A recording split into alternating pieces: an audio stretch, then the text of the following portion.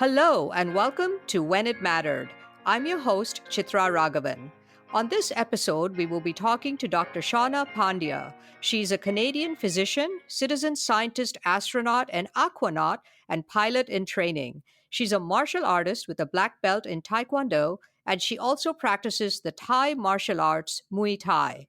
Dr. Pandya holds a bachelor's degree in neuroscience, a master's degree in space studies, and a medical degree. She is licensed as a general practitioner and is an accomplished public speaker. Dr. Pandya, welcome to the podcast. Thank you so much for having me. I believe you fit the definition of a polymath, one who excels at many things. How old were you when you began to define your goals and ambitions? I was always an ambitious kid. When I was 4, I wanted to be a superhero or a transformer and save the world and fight crime. And then I realized that that's not something you could actually go to school to do. And so I set my ambitions a little bit lower and said, I'm going to be a billionaire and I'll be the world's richest person and use my wealth to solve all the world's problems. And that was when I was 7. And then I realized that you can't exactly go get a degree in billionaireology. So then I set my sights on the next ambition, which was becoming an astronaut and going to space. And that really set the trap for everything that came next, especially in my adult life in my professional career. And so everything I did as a child, whether it was what I was reading about, my homework assignments, it was all about going to space and becoming an astronaut. And that laid the foundation for my professional life. You were an avid reader and you said it caused your mom a little bit of concern. Yeah, that's a really funny story. So when I was in the 2nd grade, I just loved reading. All I would do would be read. So at recess, regardless of whether it was the middle of winter or rain or shine, I would just have a book and I would just read in a corner, to the point where my teacher called my mom about it. And one day my mom was listening to a child psychologist on a radio talk show, and they were talking about problems with raising children. And my mom called into this child psychologist and she said, my kid reads too much. What do I do about that? And that was kind of emblematic of the kind of child I was. Was there a moment when you realized your passion for space? I think it was always a fixture for me growing up. Some of my fondest memories are camping with my family, going to these beautiful locations away from city lights, just seeing the dark night sky and the stars leap out at you.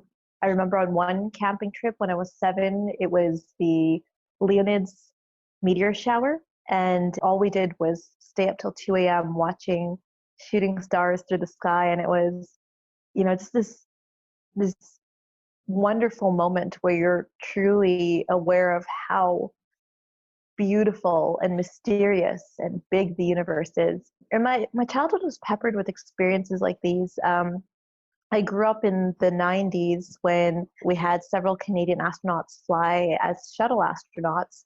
And so in commemoration, Canada Post, our version of the US Post Office, released these commemorative little brochures that were really interactive. They were holographic and they had pullouts and pop-ups, and they were all about space. They were all about facts of our solar system. What is the length of a day on Jupiter? What is the density of Saturn? How much would you weigh on Mars? And I was just obsessed with it. And so anything that was related to space always leapt out at me during my childhood. So I can't say that there was one defining moment. But you also wanted to be a neurosurgeon. You had kind of these dueling ambitions. How did you end up reconciling those two and then making both your dreams come true in the end? Yeah, so actually my dream to be a neurosurgeon fed directly off my astronaut ambitions. And so I was a huge fan of Dr. Roberta Bondar, the first Canadian woman in space. And I modeled a lot of what I did after what she did. And so I looked at her and checked those tick boxes. So I said, she's Canadian, I'm Canadian. She's a female, I'm a female. She was a girl guide, I'm a girl guide. So the next 3 steps are become a physician, become a neuroscientist, and become an astronaut. And so that's what led me to do my degree in honors neuroscience, and then what led me to want to be a physician. And I knew she was a neuro-ophthalmologist, so I said, okay, I'm going to be a neurosurgeon. And so through my high school years, I was obsessed with becoming a neurosurgeon, and to the point where my high school yearbook is littered with comments of, I hope you'll be a great neurosurgeon one day, and if I ever see a 2-for-1 lobotomy deal, I'll know it's you. Just fun comments like that. from my friends. And so for me, that was actually not a dueling ambition, but a stepping stone to the path of being an astronaut, while also bringing in my love for medicine. And so that was how that ambition fit into my overall career path. I've been rewatching the TV series Mad Men, and the office manager in it, Joan Holloway, says to the copywriter, Peggy Olson, in words to the effect that you have to take a job and make it yours. And it sounds like that's exactly what you did. You kind of created your own dream job. Yeah, if you told me as a child the path that I would have followed and the things I get to do today, they've surpassed even my childhood ambitions and dreams, and every day just keeps getting better and better. And so to kind of continue the story, for a while these ambitions were at odds and then they were complementary. And so going into neuroscience, my ambition was always to get to medical school, but I never truly forgot the space dream, and I would always look for opportunities for internships and further education opportunities in space. And when it came time to apply for medical school after my senior year, I realized that no, I wasn't guaranteed a place in medical school. I knew incredible candidates with perfect resumes, perfect personalities to be a doctor, perfect GPAs who weren't even getting interviews. And I thought, what can I do if I don't get into medical school that I would spend the year doing and I would be equally happy about what I'm doing? And so I had always known about something called the International Space University, and they had a master's program. So I applied to medical school and the master's program in the same year. And to my surprise, I got into both. And that was the beginning, because I couldn't really forget about this space path. And I talked to the faculty of medicine, and I was so lucky. They were so supportive, and they encouraged me to defer admission for a year. And that was the start of everything that came next. So I was lucky enough to intern at the European Astronaut Center Crew Medical Support Office as part of that. I wrote some papers on telemedicine and medical technology spin-offs from space that have benefited medicine on Earth. I attended conferences, and all of that made me a competitive candidate for my next opportunity, which was an aerospace medical elective at NASA's Johnson Space Center, which was the most fun you could ever imagine. It was like Disneyland for space nerds, and it was just every day was this incredible adventure. And so coming full circle, we started talking about neurosurgery. After I finished medical school and all of these wonderful experiences, I came back to my neurosurgical dream and actually landed a residency spot as a neurosurgical resident. And for a few years, I trained as this. But the fact of the matter is, nobody wants a distracted brain surgeon, and I couldn't quite forget about my space dream. And, again, it came to making a key decision. And so ultimately I left neurosurgery, which was a bit heartbreaking at the time, but also led me to the path where today I'm a licensed general practitioner, and I am a citizen scientist astronaut candidate with Project Possum, which we can certainly talk about. But to have at least trained in neurosurgery, to have been part of brain surgeries for a few short years was just an awe-inspiring, incredible experience. And medicine will always, it makes me grateful, at least for the good things that we often take for granted, like good health and full mobility and having independence. So it was an incredible journey that I could have never imagined. Before we get to some of the cool stuff you've been doing with in space, I just want to say, like in my introduction, I didn't even get to the part where, in addition to all of what you've just described, you've co-founded a startup, you've completed emergency spacecraft and sea survival training, wilderness medical training, you have certifications in solo skydiving, open water, nitrox, and rescue diving. You speak numerous languages, you even sing and play the piano. How do you get it all done? How to many, what you're doing is something they could aspire to but never accomplish, just the sheer effort of it. What does it take to pull it off? I think it's easy to get overwhelmed when you list it in a laundry list like that. But the fact of the matter is, I'm not jumping in a plane, then jumping out of the plane, then going to the OR, and then delivering a baby, and then having a full day at the hospital, and then speaking Russian and Spanish and Hindi, and then going to a skydiving trek all in the same 24 hours. We all have the same span of hours available us into a day. We all have the same 24 hours available to us. And it matters what you get done is a function of how you prioritize. And so I like to say there's a season for everything. Even if you're a star varsity athlete and you play soccer and football and baseball and softball and badminton and tennis and volleyball, you're not doing all of those sports in the same day. And maybe there's seasons that overlap and maybe there's times that are more busy and more stressful than others. Certainly there's times when some things will take priority over others. And so there's been times that have been incredibly busy in my life. I remember the summer and fall of 2016 were particularly busy as there was the Canadian Space Agency astronaut selection, my medical licensing exams. I was trying to get hours on my flying up, get more diving certifications, skydiving certification, but also train for the World Cup of Taekwondo.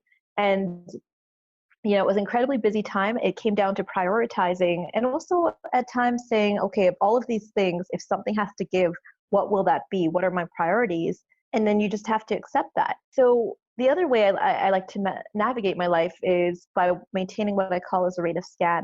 It's a principle I picked up through piloting and skydiving and scuba diving, but it's the same principle as if you're driving a car. And that principle is that you're always scanning between the road ahead of you, your instrument dashboard panel, and your rearview mirror. And the point is you're trying to see where you are now in relation to where you want to be and where you've been since. And so goal setting is much the same. So you have your overarching goals, where you want to be in 10 years, for example, and then you reverse engineer your immediate term, your short term, and your intermediate term, as well as your longer term goals based on that.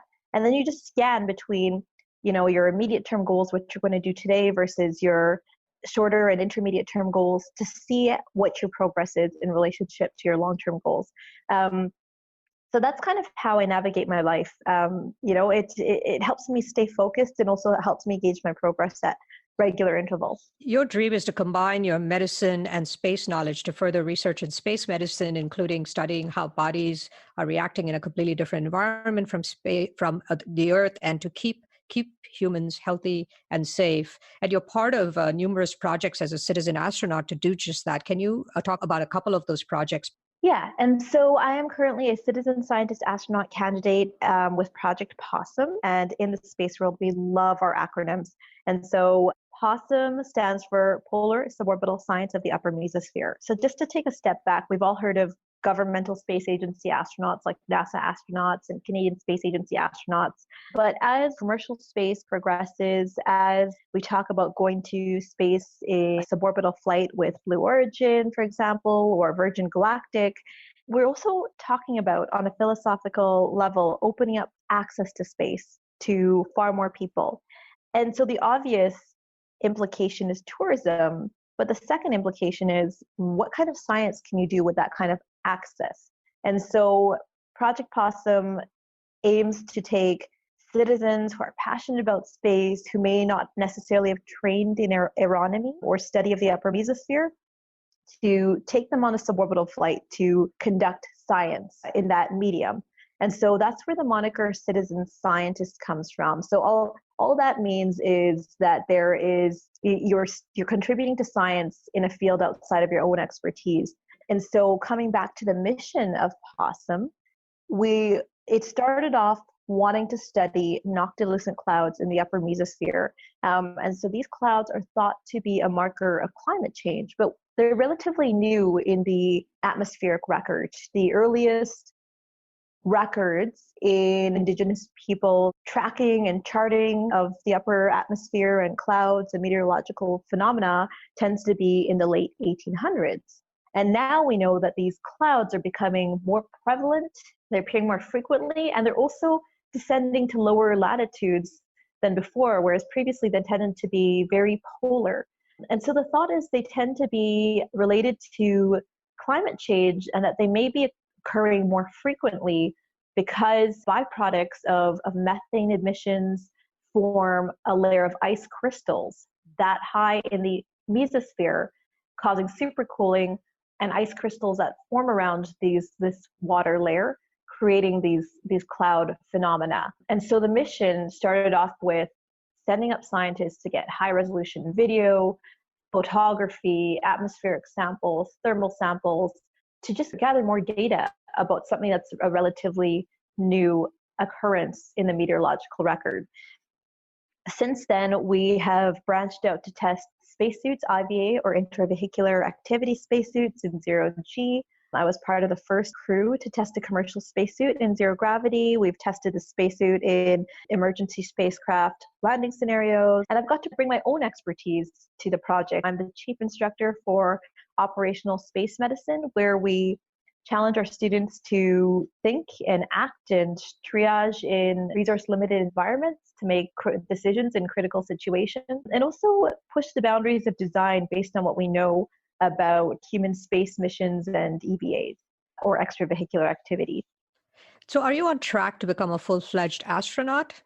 That is my hope. So with Project Possum, we're at the mercy of the commercial spaceflight industry. So as soon as those companies start to fly, that's when we can say we'll have spot aboard, or we can aim for a spot and aim for some science payloads and science experiments aboard one of those vehicles. So basically, this has been a burgeoning industry. Some of these companies have been around since the early 2000s and have increased their testing and their readiness for space. Many of them are already selling tickets for space tourists. And so our hope is that following the suborbital path, we can send citizen scientist astronauts to space above the 100-kilometer line where space begins. I'm sure this year must have particular emotional resonance for you as we celebrate the 50th anniversary of the Apollo 11 moon landing, which, captured global imagination and opened up a new frontier, space.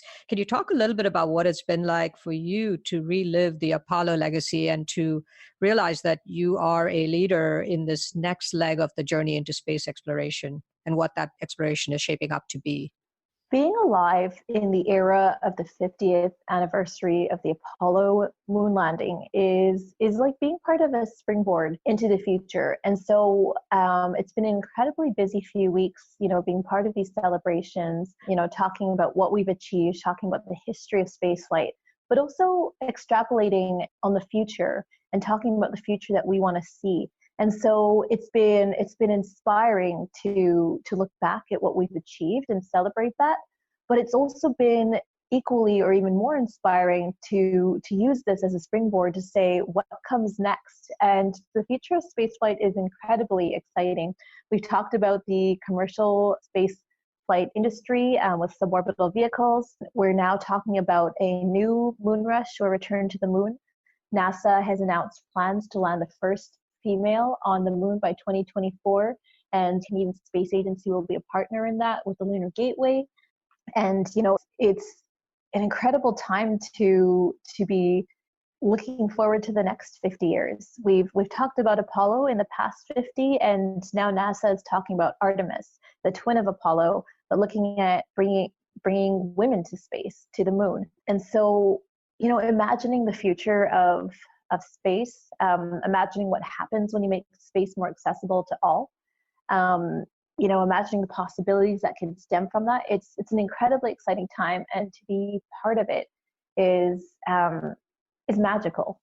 And now with Silicon Valley becoming more and more involved in space travel and space exploration, I imagine that's already, we know it's already opening up the next frontier for exploration with Jeff Bezos's Blue Origin or Richard Branson's Virgin Galactic, just to name a couple of them. So where do you see that going, and how much? And of course, you've got SpaceX with Elon Musk. So how is that all going to impact the future? So I think the implications come back to a bigger philosophical question, and that's what happens when you empower people? What happens when you give them platforms? And I think that the short answer is, we open up our advancement and our progress as a species. What happens when you give people internet access? What happens when you let anyone be a broadcaster on YouTube? We've seen the explosion of education, of things we know, of things we teach. And so extrapolating that to space, what happens when space becomes accessible to all? What happens if you make low Earth orbit and suborbital space easily accessible, not just to scientists and engineers and pilots and traditional astronauts, but what happens when you open that up to artists and entrepreneurs and athletes? What will follow from that? You have Elon Musk with SpaceX proposing to land humans on Mars in the next decade. What happens when we, send wave after wave of people to become the first settlers on another planet? So it's a time for ambition. It's a time for dreams, but it's also time for pushing the boundaries of our technology to achieve those dreams. And it's anyone's guess as to what will happen next. But the cool part about being alive in a day where we're as empowered as we've ever been, is that we can be a part of this and we can architect the future that we want to see. In addition to being a citizen astronaut, you're also an aquanaut. Can you talk briefly about what that means and some of the work that you're doing in the ocean? Yeah, so right now I am an honorary aquanaut or aquanaut candidate, and by the end of this year, I will be a fully fledged aquanaut. So if you have spent 24 hours in saturation, you get your aquanaut designation. So I recently completed a hyperbaric and dive medicine course with the World Extreme Medicine organization, and that took me to Aquarius Reef Base, which is one of the world's only, if not only, undersea research laboratories. This is where NASA runs its NEMO, or NASA and Extreme Environment Mission Operations missions. So they send astronauts under the sea for up to 16 days at a time to run science and conduct work under the water.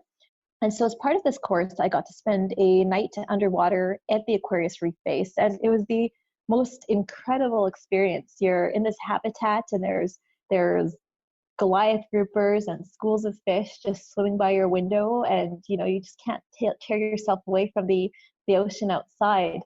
And that was just it was indescribable how cool it was to be in that environment. And so I'm actually going back, not to Aquarius Reef Base, but to the Jules Undersea Lodge, also in the Florida Keys, later this year to partake in my first underwater mission over 5 days, where we'll be doing science and testing technology payloads underwater and working with the Coral Restoration Foundation to look at science related to coral preservation.